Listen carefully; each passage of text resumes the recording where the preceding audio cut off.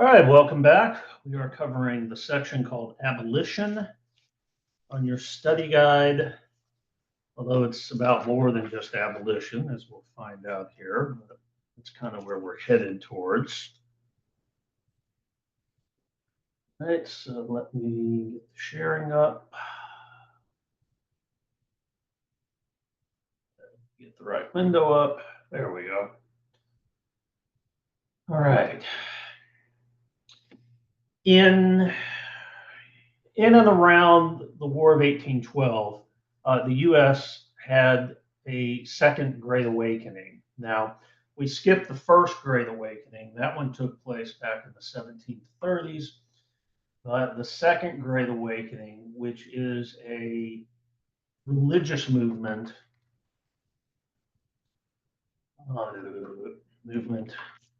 among Christians, in this case, Methodists and Baptists. And one of the big sort of characteristics is the camp meeting, the emotional preacher, the emotional reaction. These big meetings would take place for like a week, and they were social gatherings as much as they were religious meetings. There would be, quilting and sports and stuff like that. Those of you who have ever been to church camp have a pretty good idea of what I'm talking about here. This led to a couple of changes in the dominant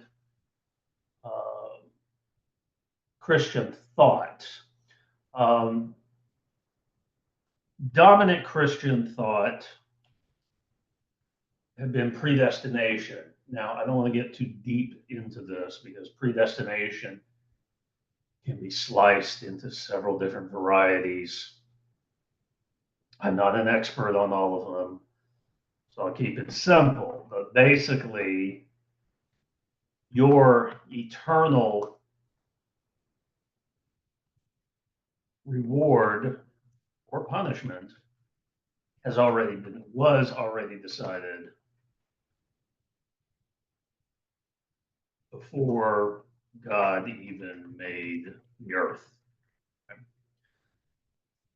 This is what the Puritans had believed, and this had been the dominant thought during the First Great Awakening. Again, you can slice this up into a lot of different varieties. You're more than welcome to read about them. If you want to write to me about them, sure, I'll read it. But that was pretty much the dominant thought. What the Second Great Awakening brought is sort of a decision theology that you decided your eternity by either accepting or rejecting Jesus. By accepting that you were a sinner, by accepting that you needed the forgiveness from God through Jesus, the atonement of Jesus, the sacrifice for man's sins, et cetera, et cetera. So this kind of changed the flavor of American Christianity. Now, predestination still exists. There are people who are still predestination adherents. I think John Piper is one of them.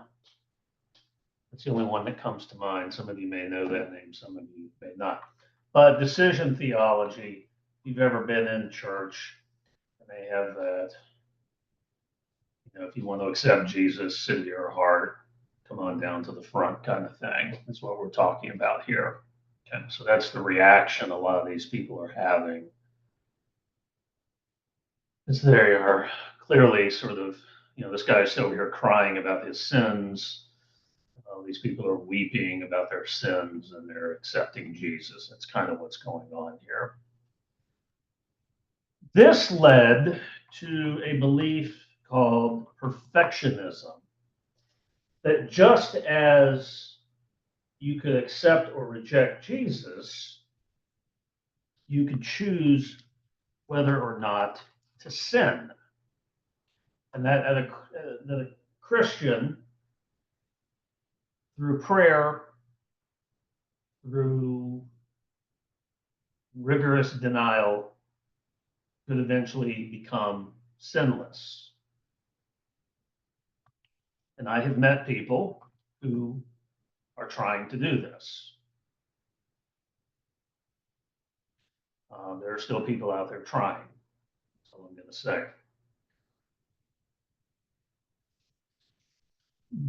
Now, most Christians coming out of the Second Great Awakening did not attempt this, the perfectionism, right? But what they did sort of embrace was the idea of, as much as possible, perfecting society, making society better. And so what we're going to see here is a lot of what we would call social reform, particularly in the northern states. Oh, I can't type today. Particularly in the northern states, we are going to see a lot of social reform. So things like, not only dealing with the effect, but dealing with the cause. Like, why do people become alcoholics? How can we prevent that? Why do people become drug addicts? Why do people gamble? Why do women become prostitutes? Why do men go to prostitutes? Why do these things happen, right? Prostitution, gambling, alcoholism, drug addiction, which was something that existed at this time, all of those things. Like, how do we prevent people from doing those things? Right? So we'll see a lot of education reform. We'll see a lot of prison reform. Like, when people are in prison, can we teach them how to become useful members of society so they don't go back to committing crimes? And so you'll see, like, maybe if these prisoners had some sort of skill, so let's teach these prisoners how to be carpenters, let's teach them how to be blacksmiths, let's teach them how to be leather workers, those type of things. Mental illness, how we treat the mentally ill, or at least how we try to treat them. Before, mentally ill people were basically just chained up, and you could actually tour in a mental institution for like 25 cents. And all they did was just chain them up to the wall.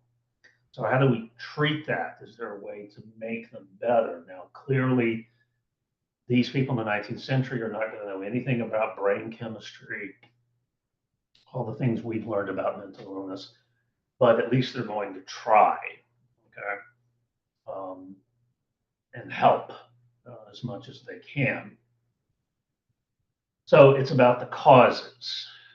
And how do we prevent people from becoming mentally ill in the first place? Is there a way we can do that?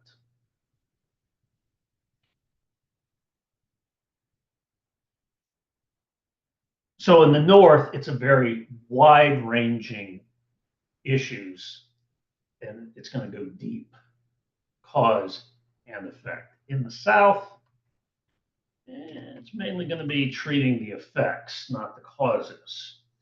And the reason for that is very simple: slavery. Southerners, if they are going to look at the causes of problems in the South, in terms of alcoholism or gambling or dueling or any of those things, they're going to have to take a look at slavery. What effect does slavery have on slave owners? Right? Why do so many slave children look like their owners' white children? Well, because a lot of times they have the same daddy. So, yeah, rape. power of life and death. That's going to involve having to take a long, hard look at slavery, and that's just not going to happen for the most part. There will be some slave owners who will free their slaves. Their experience here will be so powerful that they will free their slaves, but that's pretty rare. So Northern society, lots of stuff. Southern society, not so much. There are also, and these are kind of my favorite group of people, and you only find them in the North, the utopists. These were people who would withdraw from society to isolated enclaves, or communes, as we would call them today, and experiment with new social rules, new what sociologists call mores. Some of them are religiously motivated, some of them are not religiously motivated, but there are vast numbers of them. The religious ones, well, like the non-religious one, if you want to dig deeper, is Harmony Farms. This was in Indiana, and it basically, there was no private property. It was sort of a commune that existed there at Harmony Farms. There was also no religion at Harmony Farms, and there was no marriage at Harmony Farms. So it was kind of like a big free love. No, I'm trying to think of a modern example. The only one that keeps coming up is the Manson family. And that's not fair because these were not Manson people. There actually is something similar to Harmony Farms today in Tennessee called the Farm, and you can look that up. And they started very much the way Harmony Farms did. They've evolved a little bit, but they're the only thing I can think of in today's society that is close to Harmony Farms. The religious ones were also a lot of fun. They would typically try to reform Christianity. They felt that Christianity had sort of gotten away from the truth. One of these was the Shakers, mainly found in upstate New York, Pennsylvania kind of area. The Shakers were celibate. They did not believe in sex. And so even married Shakers were required to not, do that. And if you go to a Shaker settlement, you'll notice like there are separate doors. Like in the church, there's a door for the men and a door for the women. And the dining room, there's a door for men and a door for women. And so everything is designed to be separate. There are two Shakers left in the United States. If you'll give me a second, I will look up because there was a fascinating article about him recently. Let me pop out here.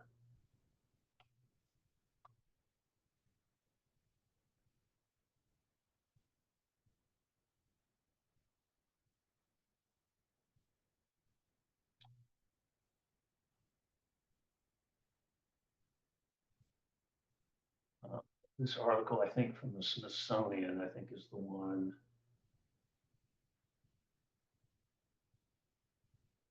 Yes, there are two Shakers left in the entire world.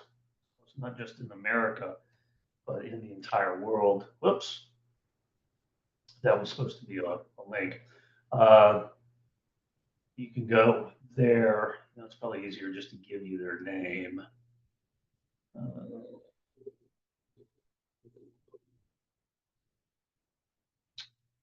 Shoot. Sorry, I'm reading the article. It's in Maine.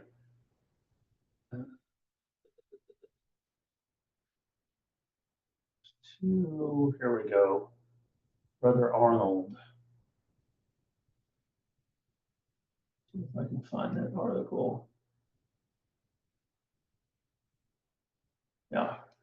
If you look, I forget this link, but just look for.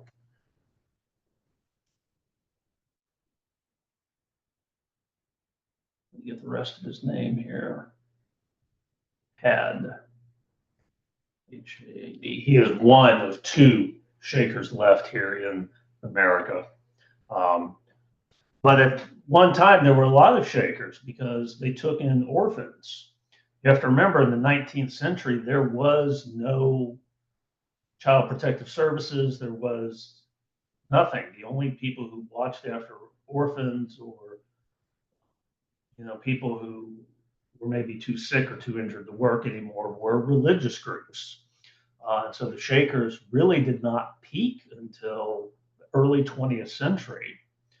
And they've sort of dwindled since then. These two are the only two left. They're not accepting any new members. Brother Arnold, and I forgot the lady's name, June Carpenter. They are the only ones left. And when they go, because they're not taking any other members, that'll be it. Religious tradition, a couple hundred years old. Oops. Trying to find my way back. Here we are. Will be gone. Kind of sad. But they're one of the groups. They believe that they had been brought about. Their founder is a woman named Ann Lee. That they had been brought about to reform Christianity. And another group which not only survived but continues to thrive in the United States and in fact around the world is also a utopist group,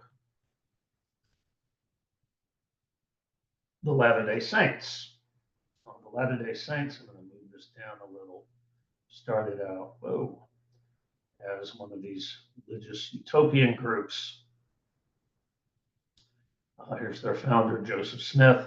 But again, they followed the pattern of Reformed Christianity. They will withdraw from society, go to isolated spots, and experiment with other ways of living. And in their beliefs that Christianity had gone bad, basically, they drifted away. And so Smith believed he was to restore true Christianity to the world. Now, there are two things that really helped the Latter-day Saints survive where other religious groups did not. One was the frontier. As we'll find out here in a few moments, whenever things got a little too dangerous, you could pack up and move a little bit further away. The second was their own scripture. Everybody else was simply arguing about how to interpret the Bible, but the Latter-day Saints also had a second Book of Mormon. The Book of Mormon tells a lot of stuff, but the central message is that Jesus, after the resurrection and the ascension, those of you who are familiar with, the book of Acts, where Jesus ascends back up into the heavens, that Jesus went to Mexico to preach to the natives. Now, where is this coming from? There was a theory in the 19th century that Native Americans might be descended from the lost Jewish tribes. You're saying, what lost Jewish tribes? Oh boy. All right. We go all the way back into the Old Testament. Right? We have 12 Jewish tribes, right? Because Abraham had 12 sons. Okay. Remember that song, Father Abraham had many sons, and I am one. There were 12 sons, and those 12 sons became the nation of Israel. And after the death of King Solomon, Israel split into two kingdoms. The northern kingdom was conquered and vanished from history. And there were 10 tribes. 10 of the tribes made up the northern kingdom, and they vanished. These disappeared from history after they were conquered. So that left only the two southern tribes.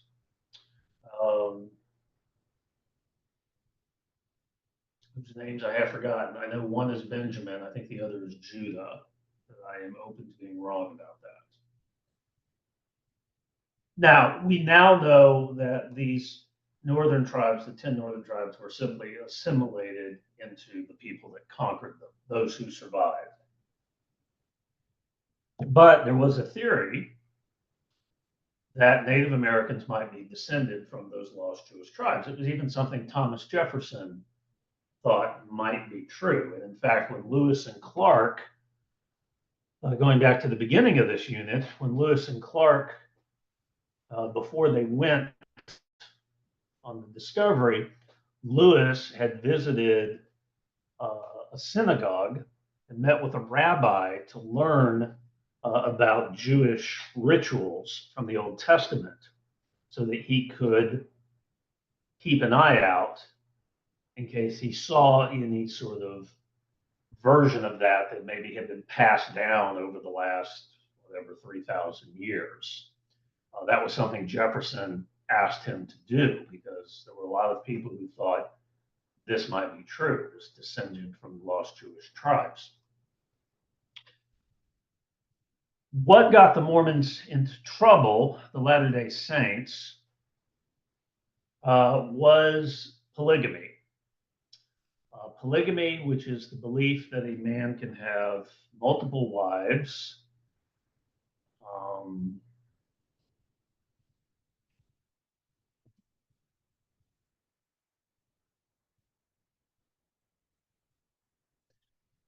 got the Saints into trouble in Missouri, which is where they first settled, until they were chased out of Missouri, literally with what they were wearing.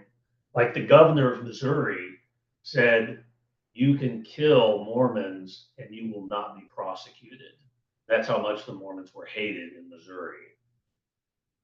So polygamy got them in trouble. They split from Missouri and wound up in a spot called Nauvoo, which is in Illinois, which was kind of on the frontier.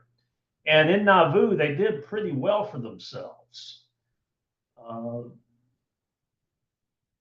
People don't build fences unless they're planning to stay.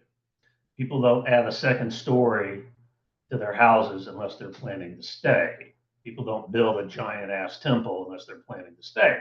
So they're doing quite well for themselves. It looks like they plan on staying here, having built all of this stuff. And then the polygamy issue came up again.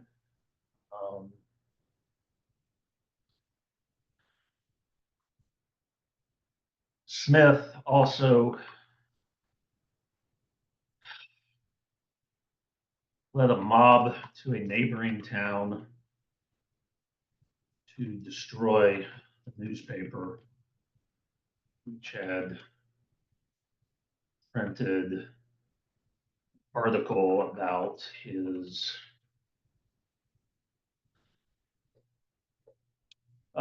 troubled youth. He had been convicted of trying to con people back when he was a teenager. Um, that's true. That really happened. The church now acknowledges that yes, this did indeed happen. Um, for a long time, they denied it, but court records, the original court records, all that stuff has been discovered. So Smith went to the town, destroyed the newspaper article. He was arrested, and while he was in jail, he was killed in a gun battle. And so at that point, the remainder of the LDS, under the leadership of Brigham Young, split. Again, the frontier is always something that LDS can retreat to when things get too overwhelming.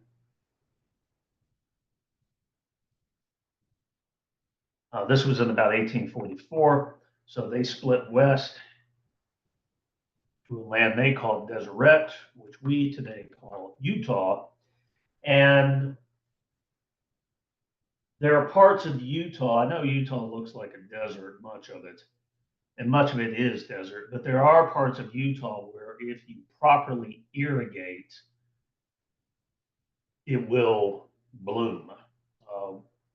Eastern Washington State is the same way.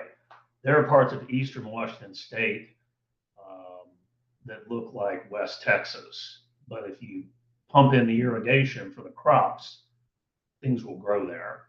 And the geologist explained this to me. It had to do with the last ice age, et cetera, et cetera. I won't go into it. You can look that up yourself. So they went out there. Now, Utah at this point, or Deseret, was still part of Mexico. But Mexico was kind of having some problems. So they really didn't do much to try to regulate or interfere.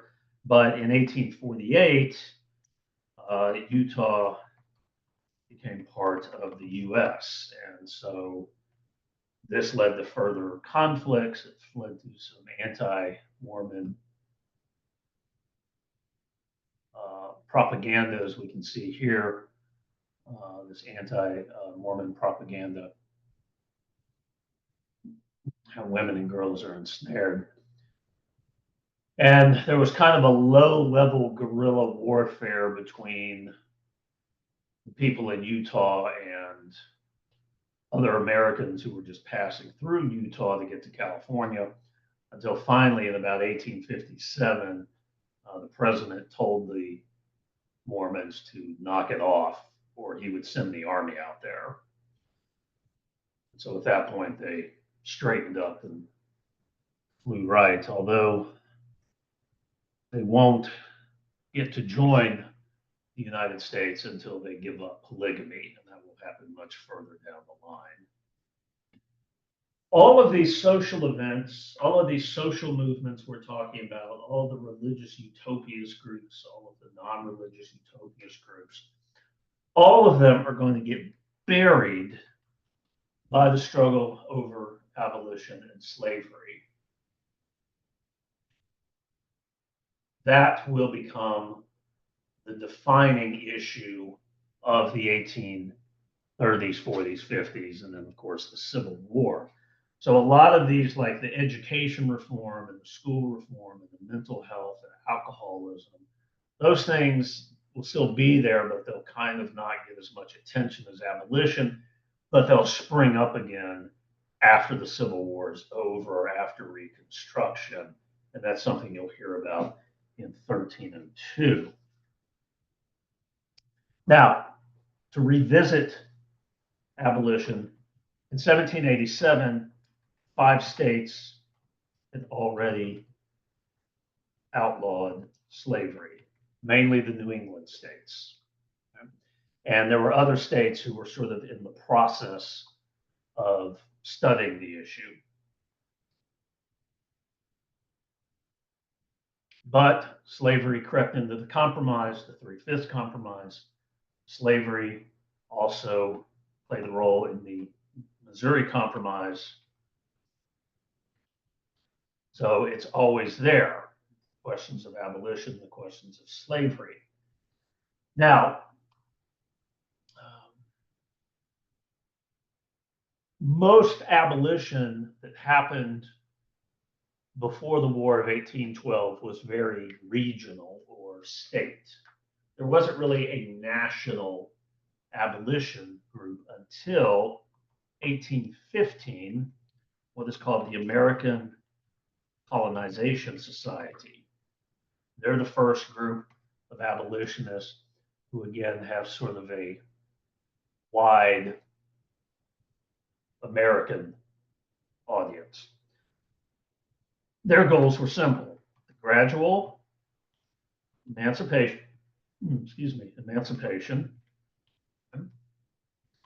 which was already being done in a number of states where slavery was kind of being phased out. You might say, from this point forward, children born to slaves are not slaves. And then, 5 years later, this group of slaves is no longer slaves. And then 5 years later, these slaves are no longer slaves. So it's sort of a gradual emancipation. The colonization part,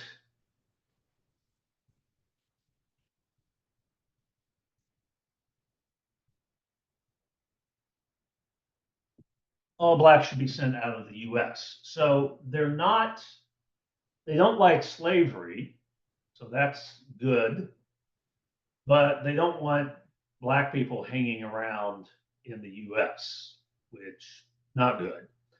So it's a very racist organization. Again, half of their program makes sense, the emancipation part. But I mean, you're going to send people back to Africa who left, whose ancestors left like 300 years ago. That would be like sending me back to the Netherlands. I don't speak the language. I don't have any of those wooden shoes that the Dutch wear. See how ridiculous that would be. So they're sort of the first group, but Great Awakening comes along, Second Great Awakening, and it provides sort of a religious impulse. And what begins to happen is that people begin to see slavery as a sin. And it needs to become something that gets removed from society, the way that alcoholism or gambling or prostitution, all those other things that they were attempting to sort of remove from society, slavery now falls into that category.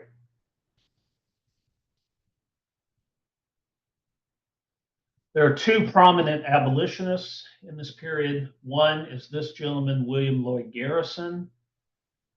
Garrison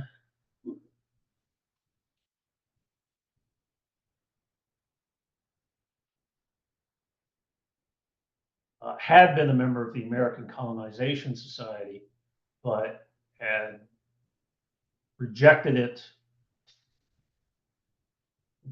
message, and becomes one of the leading, not only abolitionists, but rejecting the idea of colonization.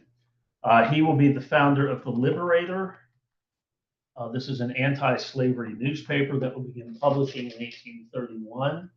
Its goal is the elimination of slavery, period.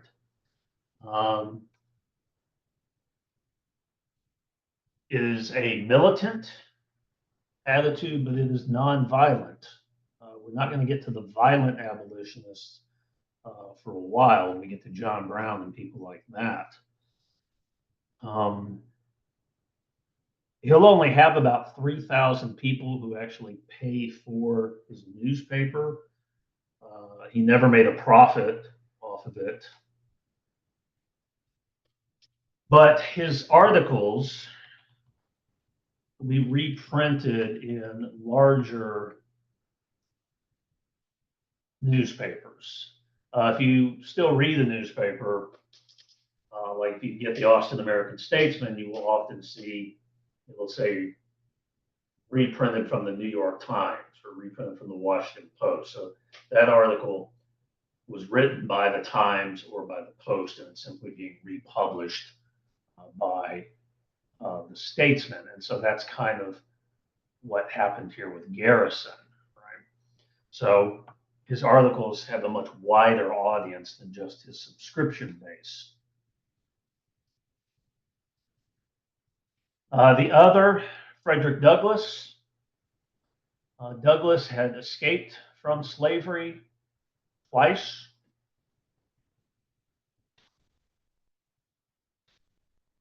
Somewhere along the way, he had learned to read and write.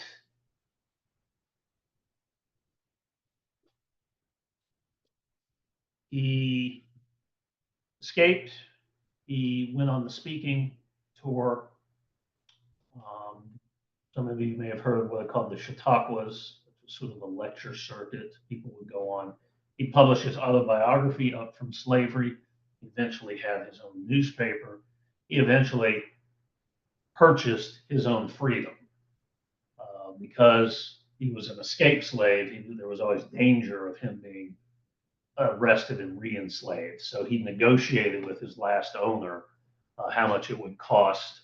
It was about $600 for him to be completely safe.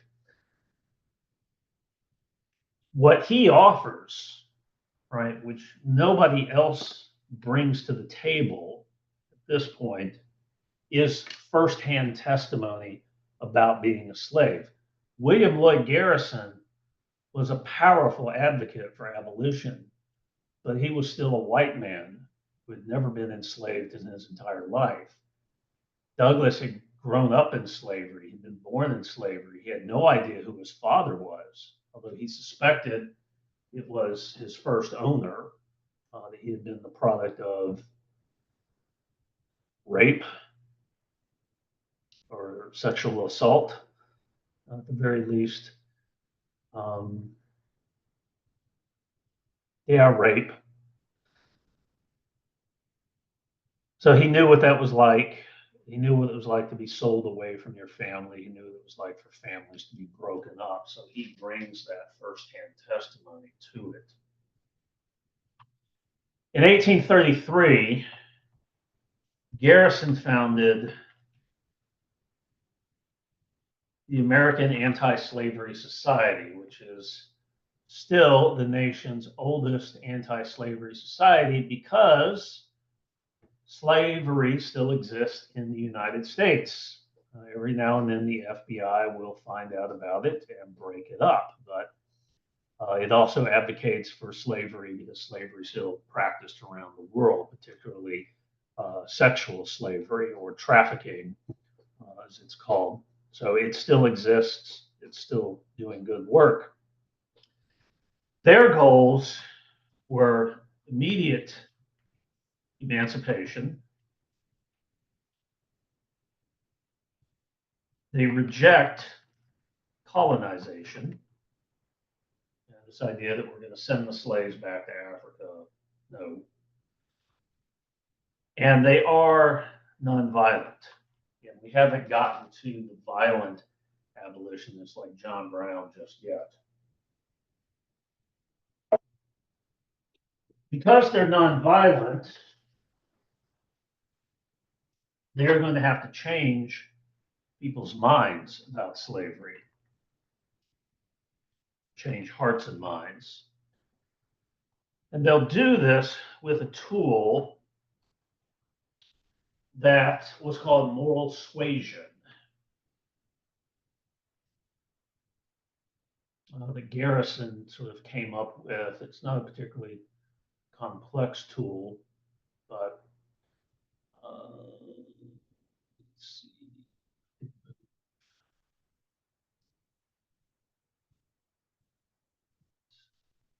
Let's just go to a new slide. Okay, that's better.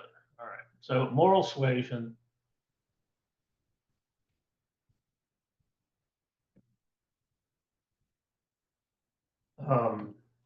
abolitionist,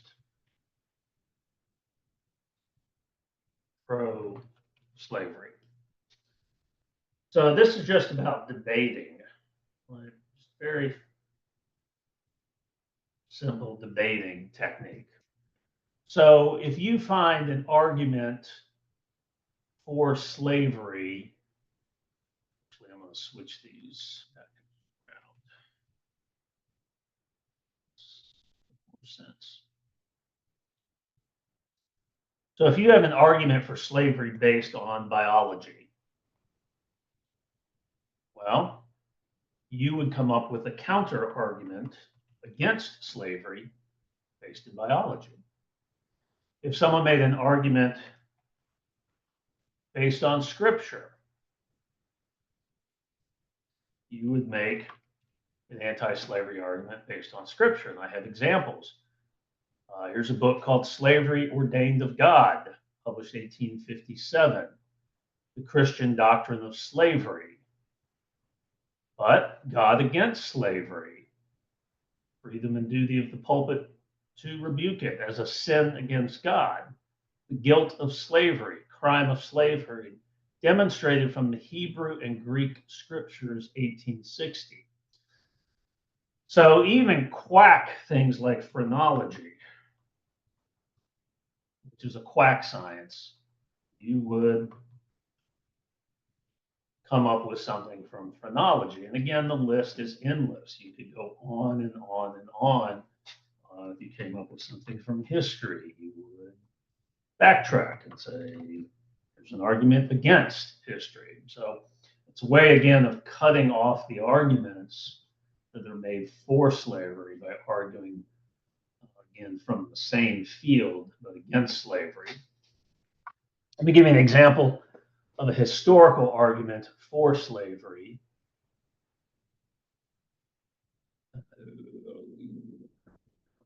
Mudsill theory. This comes from a guy named James Hammond, who is a real piece of shit. Hammond,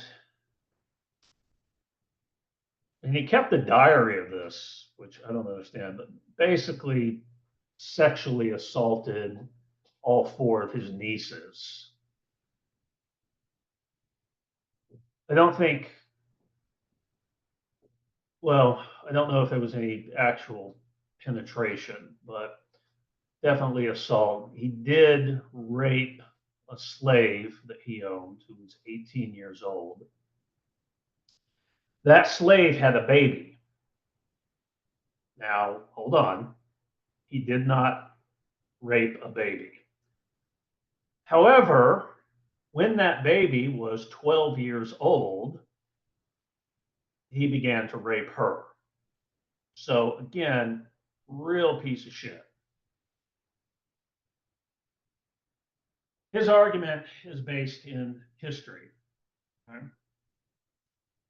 He argued that society is like a mudsill. Now, mudsill is an archaic word that has gone out of style, but the current word would be a flower box. Okay? Or if you do any gardening, you have sort of the, because at least where I'm at, I've only got like an inch of soil before it all turns to rock. So you might have those gardening boxes where you build the box and then you put a bunch of soil in it and then you plant whatever you're planting. In order, so that's his metaphor for society. In order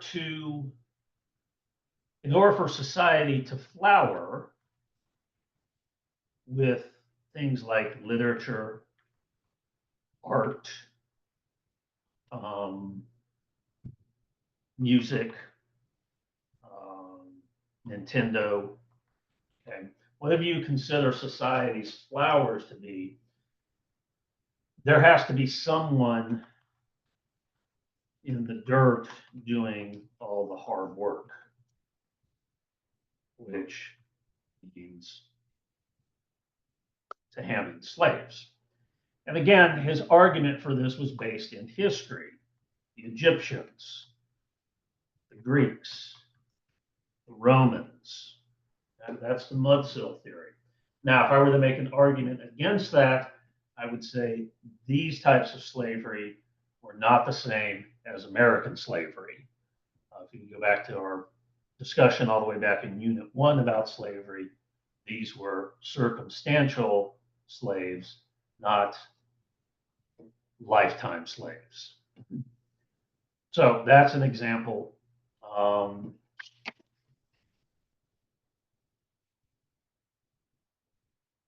a historical argument and a historical counter argument.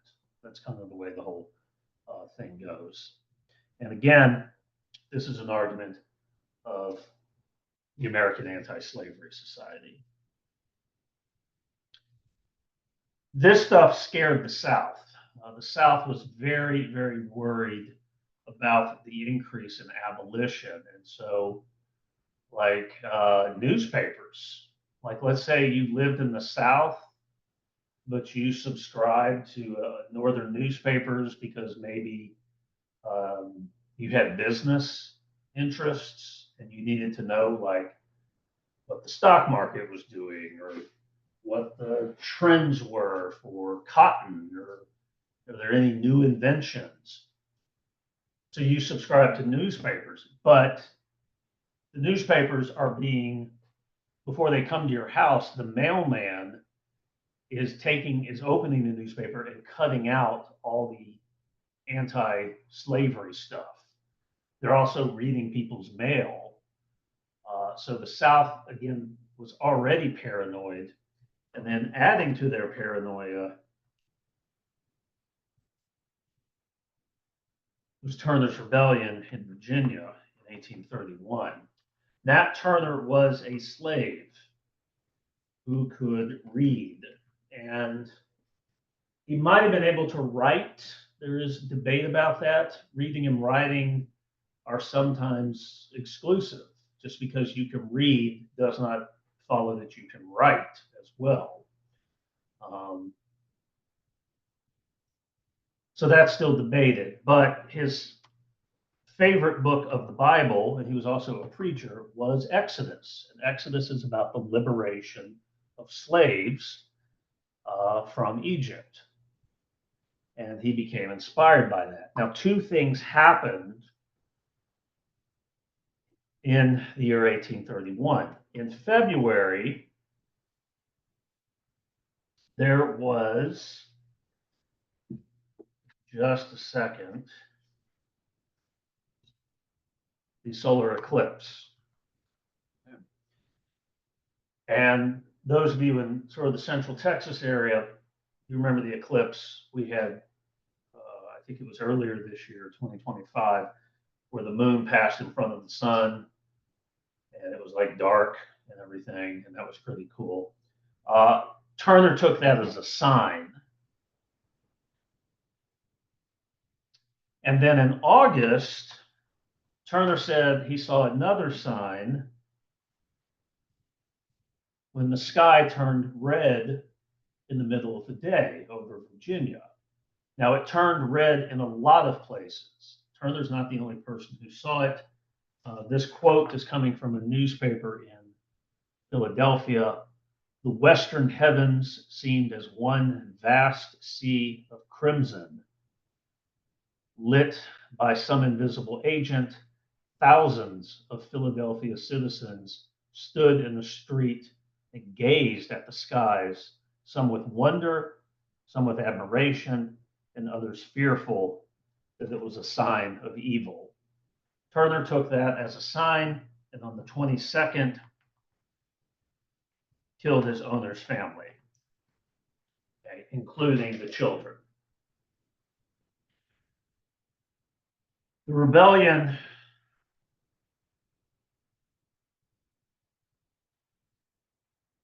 lasted until the 29th, but most of it had failed by the 24th.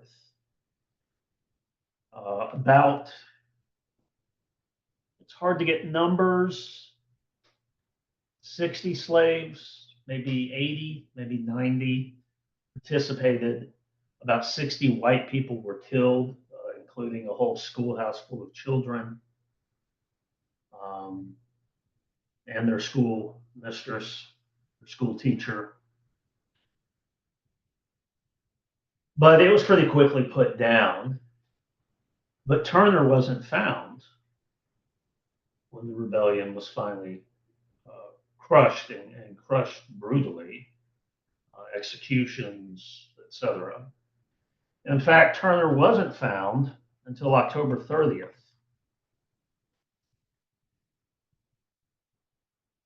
He had been hiding out back on the farm he begun the rebellion on. When he was found, he had copies of William Lloyd Garrison's newspaper, The Liberator, in his pockets. And so the South's paranoia really kicked into overdrive. A few minutes ago, I talked about how they started cutting up newspapers and reading people's mail. A lot of that comes from Nat Turner being found with copies of The Liberator. Turner is executed on November 5th. He did live long enough to give his story. You can read this. He did talk to a reporter. It's called The Confessions of Nat Turner. You can find it online easily.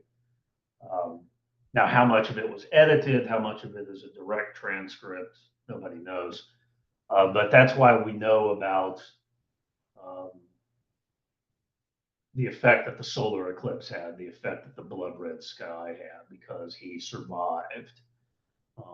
But yeah, the South got really paranoid. Several states made it illegal in the South to teach slaves to read because of Nat Turner. So yeah, it really ramped up the paranoia of Southerners and of slave rebellions. A couple of other things to wrap up. Let's talk about abolition. One new argument, I talked about the various arguments that were made for and against slavery. The new argument, about the 1840s, was called planet paternalism. And the abolitionists never quite found a way to get at this one. The idea here is that slaves were too childlike to survive on their own. And thus, the planter, the owner,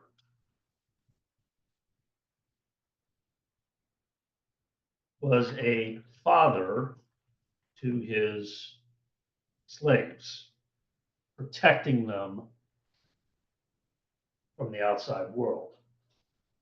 I see I misspelled the word slaves here. Let me fix that real quick. And in some cases, the father was the real father to the slaves. Okay, we already kind of covered that. But yeah, it became this argument, and again, the abolitionists were never quite able to get one off against this, that yeah, the slaves were children, they were dependent upon their father, which is where the paternalism, father figure. So that became a new thing. Another thing that happened is what it did to the political parties.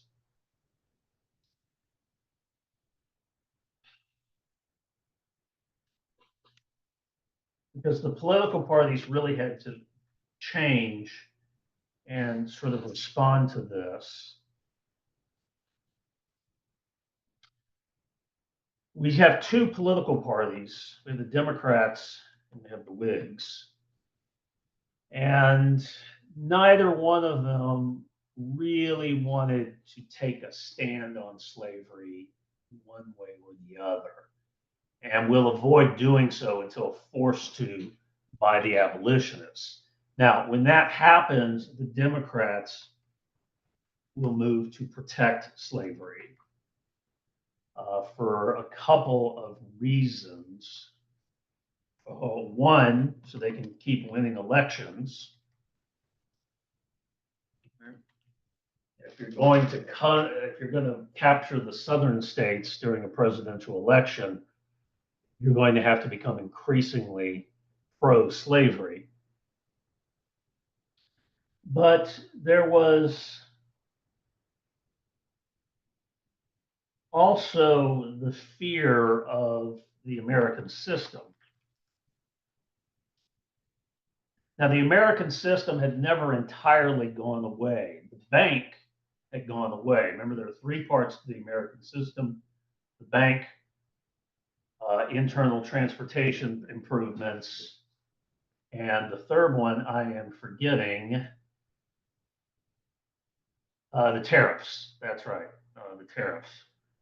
And so the tariffs had never completely gone away.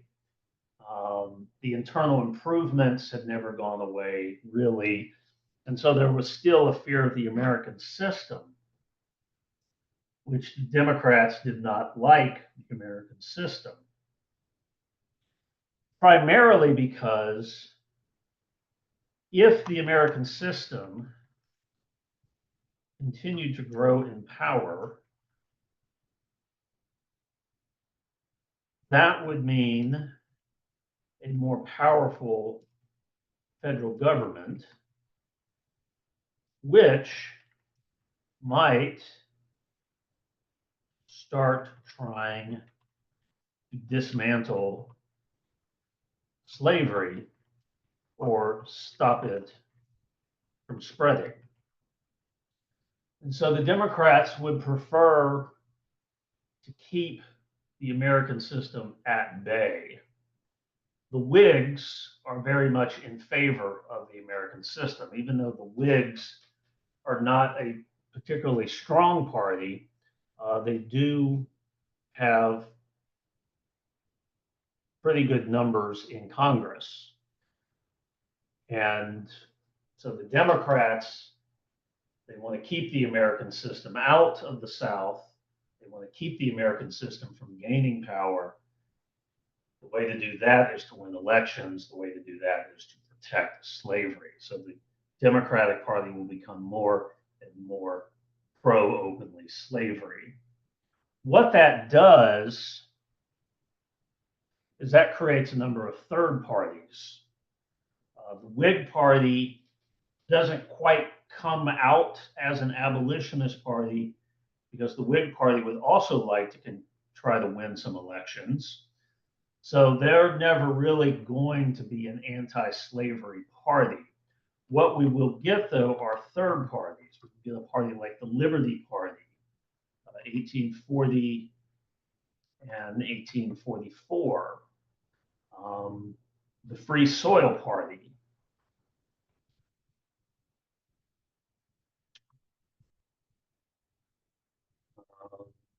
1848, 1852. And these parties will push against slavery, or at least the expansion of slavery. If we can't stop slavery, we can't destroy slavery where it exists, let's at least stop slavery from going any further. And these parties, what they're going to do is they are going to push slavery into the center of American political debate. Slavery, I don't want to run this metaphor too hard, but slavery will be, by the 1850s, it will be like the issue of abortion today, about the legality of it, about whether or not it should spread, whether or not it should be legal. Slavery, same thing. These parties will push slavery into the center of American political debate. And then finally, the third political party, the Republican Party, which will first come about in 1856 and of course will eventually replace the Whig Party and win in 1860. That's a story for Unit 4. All right, so that is the end of the abolition lecture. As always, if you have questions, you can always email me or set up an appointment. I will see you in the Manifest Destiny video, which is a pretty short one, and in the North and South. And then that will wrap it up for Unit 3. And save this. No. And I will, if I ever find the right place, there I am. I will see you in the next video and have a good day.